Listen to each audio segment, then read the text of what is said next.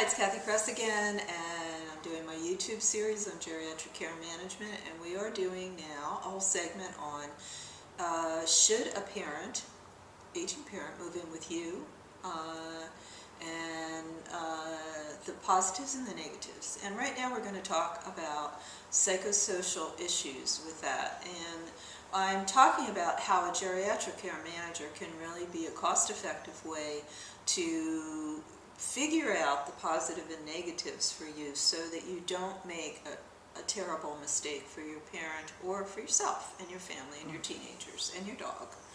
The first thing in psychosocial, I'm going to talk about sharing space.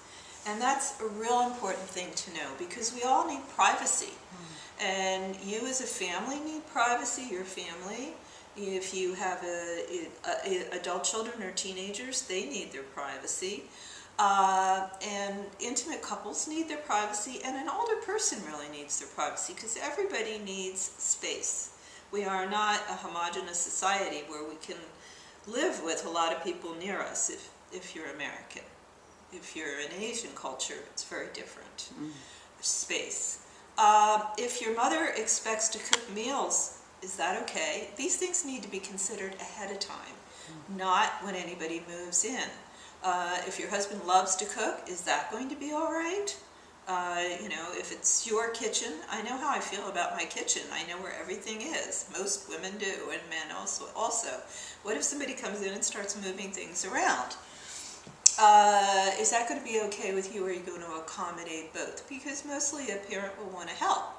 And women, if it's your mother, they always want to make their favorite dish. That's normal.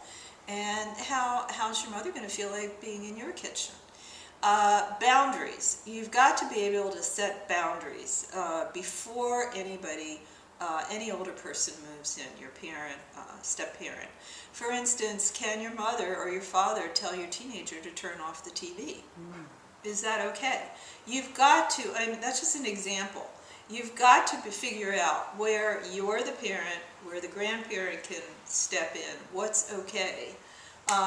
It may be just fine, but you've got to figure that out. Outside social needs, that's really, really important because just moving them in is not okay. And I have had this experience. My father lived with me for 20 years and my mother-in-law for 5. And it was actually very wonderful, but it took figuring all this out. And I'm a geriatric care manager, so we could do this. One of the things was I knew to involve both of them in outside activities right away because they could not just use us as socialization, not just for our sake, but really for their own sake. And it wasn't their community. My father came from Atlantic City, New Jersey. My mother-in-law came from the high desert in California. And so you've got to basically figure out what quality of life they need. And what do you get them involved with? And a geriatric care manager can do this for you because quality of life is one of their skills. And quality of life involves, do they want to be involved with the church again? For instance, I got my mother-in-law involved in the Presbyterian church. I got my father involved in the Presbyterian church, and he came home and said, "Kath, you didn't know I was a Catholic?" I had no idea. I thought we were agnostics. It goes on, but I got him involved with the Catholic Church, and he remembered the smells and the bells. He liked going off in the van, having the donuts afterwards, and he remembered because he was an altar boy. Who knew these things? I found out family history from this. He liked going to Mass because he just remembered the smells and the bells and the Latin. So that's a good thing. Knitting. My mother-in-law was in a women's support group.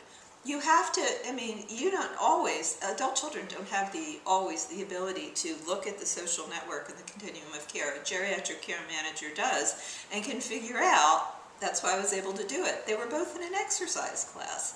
I figured it out, but a geriatric care manager can do it, and they just made their life so much better, and they weren't in the house all day. So you need to figure that out. What if they're not social? My dad was not a social person. He had been a POW in World War II. So for many years, that wasn't what he did. But eventually it came to the point where I had to really engage him. And he would always say, "Kath, you are Miss Full Charge. You've always been Miss Full Charge. Well, he wouldn't have said that to a geriatric care manager. So get a geriatric care manager involved. I was able to handle that. Because I've always been Miss Full Charge. I couldn't really make him do it. But actually, my daughter, his favorite granddaughter, the first granddaughter, she really got him to do everything, so I got her in there. Psychosocial history. Did you get along with your parent? That's a really important thing. You have to go back 20 or 30 years and feel like because your parent's always inside of you. The old parent is always there. And the real parent in the here and now is here too. Very few of us get that congruent. So is the old parent going to come out again?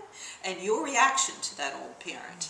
I don't want you to go to a psychiatrist to figure this out, but by just looking at history, you can try to figure out, how will you change, because only you can change your patterns before your parent moves in.